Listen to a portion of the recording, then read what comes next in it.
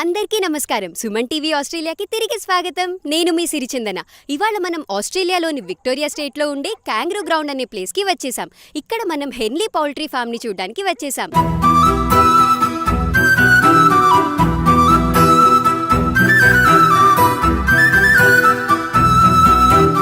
అసలు స్పెసిఫిక్గా ఈ పౌల్ట్రీ ఫామ్కి ఎందుకు వచ్చామనే సందేహం మీకు రావచ్చు. ఆస్ట్రేలియాలో మెల్బర్న్లో తెలుగు వారు ఇంత పెద్ద పౌల్ట్రీ ఫామ్ని రన్ చేస్తున్నారంటే చాలా ఇంట్రెస్టింగ్గా ఉంది కదా.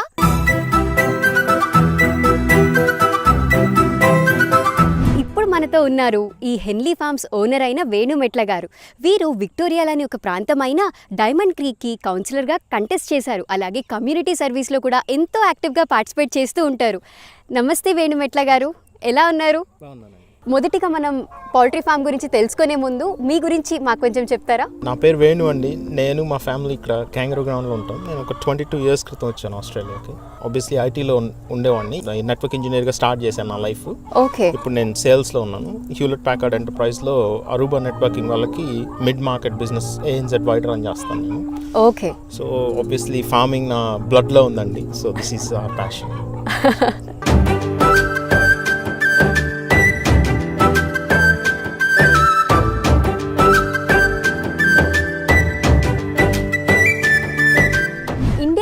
చూసుకున్నట్లయితే పూర్తిగా వైట్ కలర్ ఎగ్స్ దొరుకుతాయి కదా. ఇక్కడ ఆస్ట్రేలియాకి రాగానే నేనైతే గమనించింది మొత్తం బ్రౌన్ ఎగ్స్ దొరుకుతాయి. అసలు ఆ డిఫరెన్స్ ఎందుకు వస్తుంది అంటారు?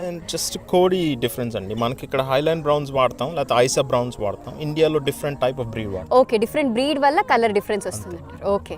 ఈ ఫామ్ లో చూసుకున్నట్లయితే మనకి క్యారవాన్, ఫెన్సింగ్ ఇవన్నీ ఉన్నాయి కదా, వీటి గురించి కూడా మా ప్రేక్షకులకు కొంచెం చెప్తారా? తప్పకుండా అండి. ఐ బిలీవ్ ఆర్గానిక్ ఫార్మింగ్ లో బిలీవ్ చేస్తానండి నేను. డెఫినెట్లీ. దానికి నంబర్ 1 థింగ్ ఏంటంటే కోల్డ్ ఇట్లా ఫ్రీగా ఓపెన్ గా తిరుగుతూ ఉండాలి. Secondly less amount of hence ఉండాలి ఒక గివెన్ ఏరియాలో. మూడవది ఇట్లా మనం ఎట్లయితే చిన్నప్పుడు మన పేరెంట్స్ వాళ్ళందరి దగ్గర కోల్డ్ ఉన్నాయో ఓపెన్ గా ఇట్లా తిరగడం, ఫామ్ లో ఉన్న గ్రాస్ ని తింటాయి, అవి గుంతలు చేస్తాయి, బగ్స్ అన్ని తింటా ఉంటాయి. అట్లానే మనం కూడా ఫీడ్ ప్రొవైడ్ చేస్తాం. సో మనం ఏం చేయాలంటే కాన్స్టెంట్ గా ఈ ఫెన్సెస్ ని మూవ్ చేస్తూ ఉండాలి డిఫరెంట్ ప్రదేశాలకి. ఈ క్యారవాన్ లో చూసినట్టయితే మనం అక్కడ రాత్రిపూట పడుకుంటాయి, గుడ్లు పెట్టడానికి కూడా వాటికి అక్కడ ఒక సెంట్రల్ ఫెసిలిటీ ఉంటుంది. అక్కడ గుడ్లు పెడితే అవన్నీ ముందుకు వస్తాయి, మనం కలెక్ట్ చేస్తానికి ఈజీగా ఉంటుంది. ఓకే. వాటిని ట్రైన్ చేశారా అండి మీరు? ఫస్ట్ లో వచ్చినప్పుడు మనం కొన్ని రోజులు ఒక 1-2 days మనం పెట్టాలి, సాయంత్రం వచ్చి కోల్డ్ అన్నిటిని లోపల. ఓకే. దెన్ వాటికి అర్థం అవుతుంది అక్కడే గుడ్లు పెట్టాలి అనేసి. సో మనం దాంట్లోనే అంత మ్యూజిక్ ఫెసిలిటీ అంతా కూడా ఏర్పాటు చేసాం. వాటికి 10 different రీసెర్చ్ పేపర్స్ రాశారు దీని మీద. ఇప్పుడు కోళ్ళకి music obviously comms them. Most importantly ఏంటంటే నా బిలీఫ్ ఏంటంటే కోళ్ళు నిద్రపోయేటప్పుడు కూడా మనలాగా డ్రీమ్ చేస్తాయి. సో ఆ మ్యూజిక్ అట్లా కంటిన్యూస్గా ప్లే చేయడం వల్ల దే ఆర్ వెరీ కామ్. తద్వారా మనకి మంచి క్వాలిటీ గుడ్ వస్తుంది, ప్లస్ వాటి లైఫ్ కూడా బాగుంటుందనే ఉద్దేశంతో ఇది స్టార్ట్ చేసాం. మాకు తెలిసి ఆస్ట్రేలియాలో మేమే చేస్తున్నాం. చాలా కొత్త కాన్సెప్ట్ అండి, అసలు ఎవరికి ఐడియా కూడా ఉండదు.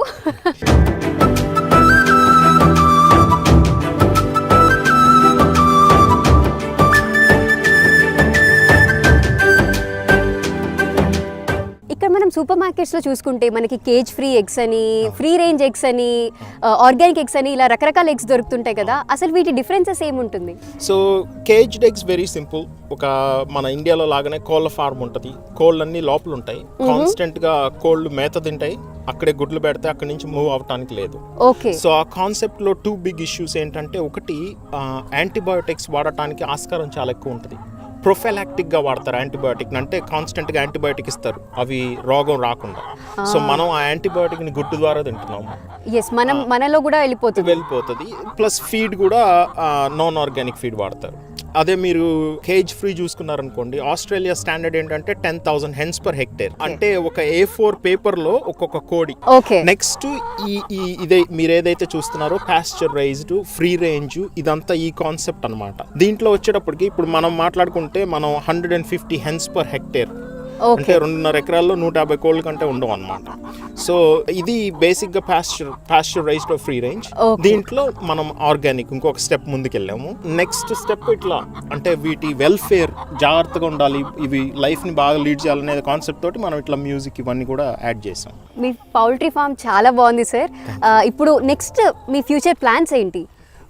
ఇక్కడ మనం మ్యాక్సిమం 1,500 హెన్స్ కంటే వెళ్ళమండి. Okay. సో స్టెప్ నెంబర్ 1 అక్కడికి వెళ్తున్నాం తొందరలో. 1300 హెన్స్ అయిపోయిన తర్వాత మళ్ళీ వేరే ఫామ్ చూస్తున్నాము. Okay. We are planning to expand. Like I said, we believe in certified organic food తినాలి అందరూ అనేది మా కోరిక. సో ఇంకా ఎక్స్పాండ్ చేస్తాం తొందరలో. తప్పకుండా ఇంకా పెద్ద పెద్ద ఫార్మ్స్ కొని మోర్ ఆర్గానిక్ ఎగ్స్ కావాలి మన అందరికీ కూడా. ఈ ఫామ్ని మొత్తం రన్ చేయడానికి హెన్స్ కానీ ఎక్విప్మెంట్ కానీ లేదా దీని ఫీడ్ కానీ ఎంత ఖర్చు వస్తుందంటారు? అంటే మనం కమర్షియల్గా ఎవ్రీ టైమ్ 650 హెన్స్ కొంటామండి, 650. సో ఒకేసారి ఈచ్ హెన్ రఫ్లీ అబౌట్ $19 పడుతుంది మనకి. ఓకే. ఫీడ్ అదే చూసుకున్నట్టయితే మనం సర్టిఫైడ్ ఆర్గానిక్ ఫీడ్ వాడతాం, $1,835 a ton. So for example ఇక్కడ మనం చూసుకుంటే feed is the biggest bill అన్నమాట. లిటరల్లీ ఒక టన్ ఫీడ్ మనకి ₹1,00,000 పడుతుంది ఇండియన్ కరెన్సీలో బేసిక్.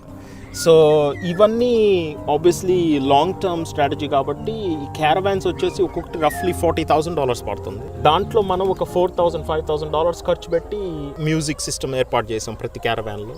ఈ వాటర్ సిస్టమ్స్ కానీ ఈ ఫీడర్స్ కానీ ఇవన్నీ రఫ్లీ ఇంచుమించు 1000 నుంచి 2000 ఒక్కొక్కటి. ఇంకా ఫెన్సింగ్ ఇట్లాంటివన్నీ ఆక్సిలరీ డిపెండ్స్ మనం ఎన్ని కొంటున్నామండి. ఓకే. సో యావరేజ్గా మన ఈ 3 క్యారవాన్స్ ఇట్లాంటి ఇన్ఫ్రాస్ట్రక్చర్ ఫామ్ని సెటప్ చేయాలంటే ఒక $250,000 $280,000 అవుతుంది. అంటే ఇంచుమించుగా మన ఇండియన్ కరెన్సీలో 1,50,00,000 పడుతుంది అనమాట. బిగ్గెస్ట్ థింగ్ ఏంటంటే క్వాలిటీ ఆఫ్ ఫుడ్. అన్నం అనేది చాలా ఇంపార్టెంట్. సో హెల్తీ ఫుడ్ తింటాం అనేది చాలా ఇంపార్టెంట్ కాబట్టి మనం ఇంత కష్టపడేది ఫుడ్ కోసమే, అది హెల్తీగా లేకపోతే ఇంకేం ప్రయోజనం. మీరు ఫుల్ టైం ఐటీ ప్రొఫెషనల్ గా ఉంటూ ఇంత పెద్ద ఫామ్ ని మెయింటైన్ చేయడం అసలు ఎలా మేనేజ్ చేస్తున్నారు? ప్యాషన్ అండి, కానీ మా పిల్లలు నా వైఫ్ అందరు కూడా హెల్ప్ చేస్తారు. మాకు ఒక 2 ఎంప్లాయీస్ ఉన్నారు. ఒక అతను రోజు వచ్చి ఎగ్స్ కలెక్షన్ అవన్నీ చేస్తాడు. మేము మొదలు పెట్టినప్పుడు నేను నా వైఫ్ మా పిల్లలు అంతా చేసాము స్టార్ట్అప్ స్టేజ్ లో, ఎవరైనా అట్లానే కదా. అవును. సో ఇప్పుడు అతను వచ్చి పనంతా చేస్తాడు డైలీ. సో నేను ఇక్కడ వచ్చి బేసిక్గా మార్కెట్స్కి వెళ్తాను సాటర్డే సండే, ఎందుకంటే నాకు ఇక్కడున్న కమ్యూనిటీ తోటి కనెక్ట్ చేయడం ఇంపార్టెంట్. వాళ్ళకి మనం ఏం చేస్తున్నాం ఎట్లా చేస్తున్నాం అనేది చెప్పడం ఇంపార్టెంట్, ఎందుకంటే ఆబ్వియస్లీ దట్స్ ద డిఫరెన్షియేషన్. పూర్తిగా ఫ్యామిలీ సపోర్ట్ ఉండిందంటారు ఫస్ట్ నుంచి, తర్వాత ఇప్పుడు 2 ఎంప్లాయీస్ తోటి మేనేజ్ చేస్తున్నారు. దీని గురించి అందరికి మార్కెటింగ్ ఎలా చేస్తారు, అలాగే ఎగ్స్ ని ఎలా సెల్ చేస్తారు? సో మొదట్లో స్టార్ట్ చేసినప్పుడు కొంచెం మేము అన్ని షాప్స్కి వెళ్ళి డ్రాప్ చేసేవాళ్ళం, డజన్స్ అట్లా ట్రై చేయడానికి. అట్లా కొన్ని షాప్స్ స్టార్ట్ అయ్యాయి. ఇప్పుడు మెయిన్గా మన ఆంధ్రాలో రైతు బజార్ లాగానే ఇక్కడ ఫార్మర్స్ మార్కెట్స్ ఉన్నాయి. సో నేను బేసిక్గా 9 ఫార్మర్స్ మార్కెట్స్ చేస్తాం per month. So every Saturday Sunday ఒక ఫార్మర్స్ మార్కెట్లో ఉంటాం మేము. సో కమ్యూనిటీ అవుట్ రీచ్ అక్కడ జరుగుతుంది. నెక్స్ట్ ఇన్స్టాగ్రామ్, గూగుల్ వాటి ద్వారా అట్లా యాడ్స్ కూడా చేస్తాము. ఇప్పుడు మీరు చేస్తున్న ఈ ప్రోగ్రామ్ వల్ల మన చాలా మందికి తెలుస్తుంది కాబట్టి. సో ఈ పౌల్ట్రీ ఫామ్ ని స్టార్ట్ చేయాలనే ఐడియా మీకు ఎప్పుడు వచ్చింది? ఎప్పుడు స్టార్ట్ చేశారు ఈ పౌల్ట్రీ ఫామ్ ని? మా ఒరిజినల్ హిస్టరీ ప్యాడీ. అందరూ ఇండియాలో చాలా మనంతా రైస్ వేస్తాం కదా. సో మాది కూడా అట్లానే రైస్ ఫార్మింగ్ ఉండేది మాకు. ఇక్కడికి వచ్చాక మేము ఏదో ఒకటి చేయాలనుకున్నాం. సో ఈ ఫామ్ తీసుకున్నాము. ఈ ఫామ్లో ఆబ్వియస్లీ పౌల్ట్రీ నాకు చిన్నప్పటి నుంచి బాగా ఇంట్రెస్ట్ ఉండేది. మేము ఉండేటప్పుడు చిన్నప్పుడు కోళ్ళు ఉండేవి మా దగ్గర. సో ఒక హెరిటేజ్ బ్రీడ్స్ తోటి స్టార్ట్ చేసాం. ఫస్ట్ ఒక 19 kgs ఉండేవి. ఒక ఆల్మోస్ట్ దాదాపు ఒక 100 కోళ్ళు ఉండేవి, రకరకాల జాతులువి. 19 డిఫరెంట్ వెరైటీస్ ఉండేవి మన దగ్గర. సో వాటితో స్టార్ట్ చేసాం ఇక్కడ ఆర్గానిక్ అసలు అంతా నేర్చుకోవడానికి, ఈ ఎన్వైరన్మెంట్కి మనం తెలుసుకోవడం కోసం ఎట్లా ఏం యూజ్ చేయాలనేది. అది అయిపోయిన తర్వాత కమర్షియల్గా ఒక 2 years క్రితం స్టార్ట్ చేసామండి ఇదంతా. ఓకే. మొత్తం ఈ ఫామ్ లో ఎన్ని హెన్స్ ఉన్నాయండి? ప్రస్తుతం ఒక 850 ఉన్నాయండి. సో తొందరలో ఒక 1300 కోళ్ళ దగ్గరికి వెళ్తాం. ఎగ్స్ ప్రొడక్షన్ విషయానికి వస్తే డైలీ బేసిస్ లో కానీ వీక్లీ బేసిస్ లో కానీ ఎగ్స్ ఎలా వస్తాయండి? సో సమ్మర్లో అయితే ఆల్మోస్ట్ 90% ఉంటుందండి ప్రొడక్షన్. సో మన దగ్గర 900 కోళ్ళు ఉన్నాయనుకోండి, ఆల్మోస్ట్ 880 ఎగ్స్ దాకా వస్తాయి. ఓకే. వింటర్ లో తగ్గుతుంది ప్రొడక్షన్. సో రఫ్లీ 75% ఉంటుంది. క్లైమేట్ ని బట్టి కూడా ఎగ్స్ ప్రొడక్షన్ డిఫరెన్స్ ఉంటుంది. ఎందుకంటే మనం ఆర్గానిక్స్ కాబట్టి రాత్రిపూట లైట్స్ వేయమన్నమాట. సో కొంచెం ప్రొడక్షన్ తగ్గుతుంది. సేమ్ మనుషుల లాగానే వాటికి కూడా పడుకునే టైం ఇస్తున్నారు. అయితే ఇప్పుడు మీరు ఎగ్స్ డైలీ కలెక్ట్ చేస్తారా లేదా వీక్లీ?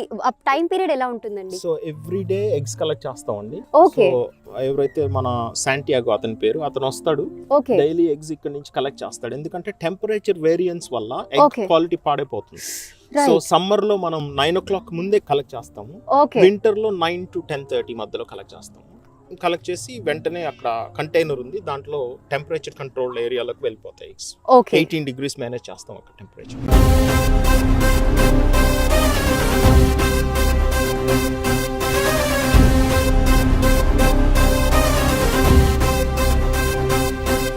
సో మనం ఏం చేస్తామంటే ఎగ్స్ ఇక్కడ నుంచి పంపిస్తాము. ఈ సర్టిఫైడ్ ఆర్గానిక్ సిట్రస్ పీల్ ఎక్స్ట్రాక్ట్ని వాడతాము వాష్ చేయడానికి. ఎగ్స్ ఇక్కడ నుంచి వెళ్ళి వాష్ అయ్యి ఈ డ్రయర్ అనమాట, ఈ డ్రయర్లో డ్రై అయ్యి ఇక్కడ బయటకు వస్తాయి. బేసిక్గా ఇక్కడ ఒకళ్ళు నుంచొని కలెక్ట్ చేస్తారు. సో ఆ కలెక్ట్ చేసి మనము ఆబ్వియస్లీ క్లీన్ ట్రేస్ అన్నీ వైట్ కలర్, పికప్ చేసిన డర్టీ ట్రేస్ అన్నీ బ్లూ కలర్లో ఉంటాయి. అవేమో క్రాక్డ్ ఎగ్స్ అక్కడ మీరు చూస్తున్నవి, అవి మనం కుక్కలకి వాడతాం అనమాట. సార్ మీ ఫ్యామిలీ బ్యాక్గ్రౌండ్ గురించి కూడా మాకు కొంచెం చెప్తారా? మాది చిన్న గ్రామం అండి, మా అమ్మ నాన్న వాళ్ళది బాపట్ల అనే ఊరు పక్కన. సో మా ఫాదర్ జువాలజీ లెక్చరర్గా పనిచేసేవాళ్ళు. ట్రెడిషన్ కంటిన్యూ చేసిన కోసం వాళ్ళ ఫాదర్ తోటి వాళ్ళ బ్రదర్తో కలిసి ఆయన ఫామ్ చేసేవాడు. నేను పెరిగేటప్పుడు కూడా మా ఇంట్లో బర్రెలు ఉండేవి, కోళ్ళు ఉండేవి, అవి ఉండేవి. మీరు అవన్నీ చూస్తూ పెరిగారు అయితే? అబ్సల్యూట్లీ. నేను బాగా చిన్నప్పుడు నాకు ఇంకా గుర్తు, మా తాతయ్య వాళ్ళ దగ్గర చాలా పెద్ద ఆవుల మంది ఉండేది, టర్కీస్ ఉండేవి నర్సాపాలెంలో చాలా చిన్నప్పుడు నేను. So I wanted to continue that. మీరు ఇండియాలో ఫార్మింగ్ చూసారు, అలాగే ఇక్కడ కూడా మీరు పౌల్ట్రీ చూస్తున్నారు కదా, what is the main difference మీరు గమనించింది? అంటే మన దగ్గర ఇప్పుడిప్పుడే మొదలవుతుందండి ఆర్గానిక్స్ ఇట్లా. ఓకే, నేను చాలా ఆనందంగా ఉన్నాను ఆ విషయం చూసి. ఎందుకంటే మన దగ్గర ఫుడ్ కి చాలా, ఇప్పుడు ఆయుర్వేదం ఏదైతే చూస్తారో మీరు, ఫుడ్ కి చాలా వాల్యూ ఇస్తారు, ప్రాముఖ్యత ఇస్తారు. అవును, మన పేరెంట్స్ కూడా మనకి చెప్తారు ఫుడ్ చాలా ఇంపార్టెంట్, ఏం తింటున్నాం అనేది. సో ఈ కాన్సెప్ట్లో మనం అదే ఇక్కడ అందించడానికి ట్రై చేస్తున్నాం. మనం ఇండియాలో కూడా చూస్తున్నాం అట్లా మారుతుందని. హోప్ఫుల్లీ మనం అందరం ఆశిద్దాం ఇంకా పెరుగుతుంది, అట్లా క్వాలిటీ ఫుడ్ డెలివర్ చేస్తారు. ఆర్గానిక్ ఖచ్చితంగా పెరగాలి ఇండియాలో, ఇక్కడ అన్ని ప్లేసెస్ లో కూడా ఆర్గానిక్ పెరగాలి. మనం ఏ దేశానికి వెళ్ళినా మన మూలాలని మర్చిపోవద్దంటారు మన పెద్దలు. ఈ మాటకు నిదర్శనమే మన వేణుమెట్ల గారు. ఒక రైతు కుటుంబం నుంచి వచ్చి ఆస్ట్రేలియాలో ఐటీ రంగంలో స్థిరపడినా తన తండ్రి యొక్క నేపథ్యాన్ని కొనసాగిస్తున్నారు. ఇది ఎంతో మందికి ఆదర్శనీయం. సో చూశారు కదా వ్యూయర్స్, మన హెన్లీ ఎగ్స్ ఫామ్ ని. మీరు కూడా మెల్బర్న్ లో ఉంటూ ఆర్గానిక్ ఎగ్స్ కోసం వెతుకుతున్నారా? మన హెన్లీ ఫార్మ్స్ ని తప్పకుండా కాంటాక్ట్ చేయండి. ఇలాంటి మరెన్నో ఇంట్రెస్టింగ్ వీడియోస్ కోసం మన సుమన్ టీవీ ఆస్ట్రేలియా ఛానల్ ని సబ్స్క్రైబ్ చేసుకోవడం మర్చిపోకండి. కెమెరామ్యాన్ చరణ్తో నేను మీ సిరిచందన, సైనింగ్ ఆఫ్. బాయ్.